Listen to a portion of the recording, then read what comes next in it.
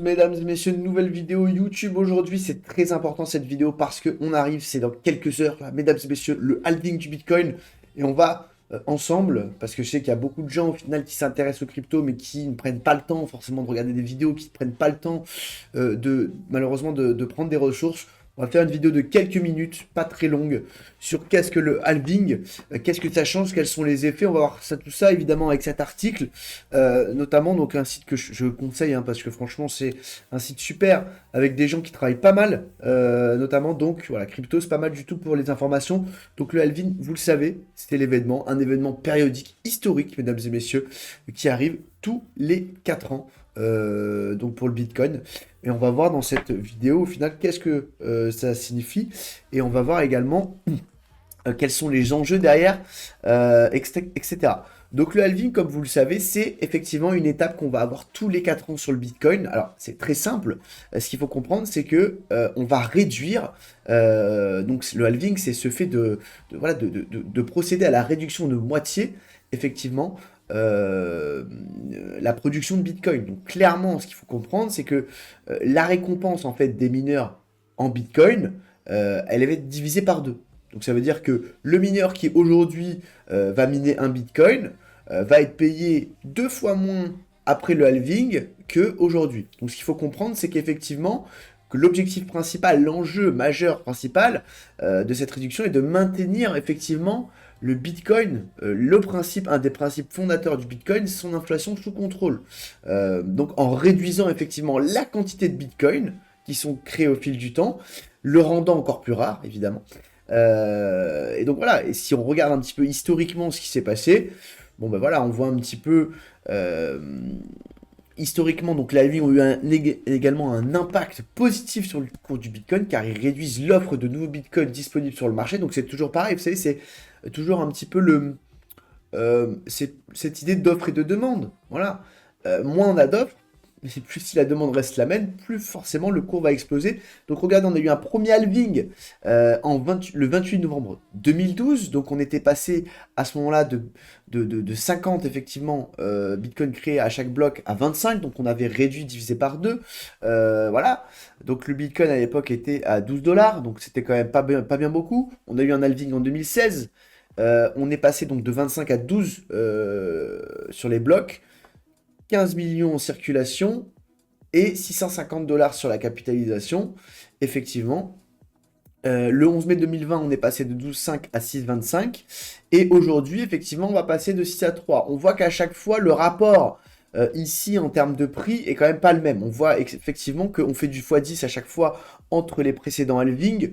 On est à peu près ici à x10 déjà depuis le précédent halving en 2020, puisque le prix était à 8000 à l'époque. On est aujourd'hui pas loin des 60 000 dollars. Voilà, donc c'est assez logique, je pense, par rapport à cette statistique, ce tableau.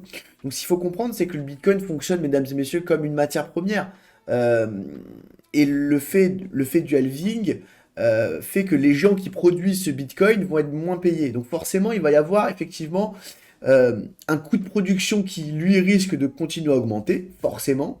Et donc, du coup, un cours, lui, qui est boosté à la hausse. Donc voilà, le halving, effectivement, n'est pas que réservé au Bitcoin, mais dans cette vidéo, ce qui nous intéresse, c'est vraiment le Bitcoin. Donc voilà. Ce qu'il faut évidemment comprendre, c'est que ce halving va intervenir dans une période aussi où, aux États-Unis notamment, on a eu les ETF, notamment de chez BlackRock. Donc on arrive donc quand même dans un moment du halving, un moment de marché extrêmement important, parce qu'on a eu un afflux de liquidités les mois précédents qui va continuer, le halving va aussi apporter son lot de volatilité, c'est une certitude. Donc voilà, c'est clair que là, on va arriver sur des moments où on avait un Bitcoin qui était assez peu volatile ces dernières semaines, on était plutôt dans un range, voilà. Donc là, on risque d'avoir un petit peu des secousses sur les prochaines heures, je peux vous le dire. Donc, dans la théorie, le halving déclenche. Qu'est-ce qui déclenche le halving? On va voir les enjeux un petit peu.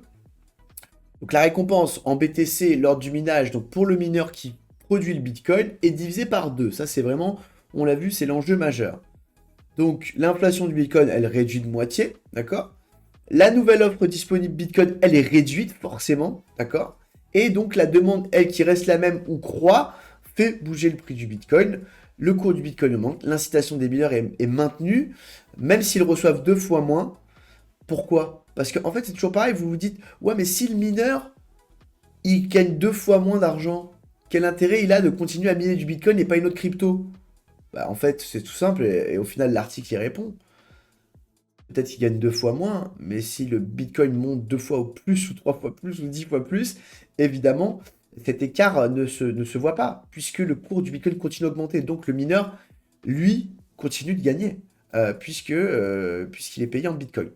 Donc effectivement, les enjeux sont quand même assez costauds, et on va voir dans les heures qui arrivent euh, si ça se déroule comme ça. Évidemment, on ne peut pas savoir ce qui va se passer avant, mesdames et messieurs, mais avec ce qui s'est passé, j'ai envie de dire, les années précédentes, on peut avoir un premier aperçu de cela.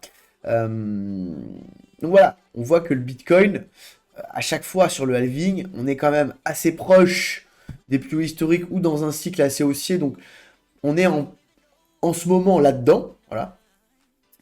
Euh, voilà. Chaque halving a été suivi effectivement d'une tendance haussière du cours du Bitcoin. Voilà. Que ce soit en 2020, que ce soit en 2016 ou que ce soit en 2013 ou même avant, le Bitcoin a toujours été effectivement boosté par cette période de halving parce qu'au final, c'est mathématiquement explicable qu'il soit boosté à ce moment-là.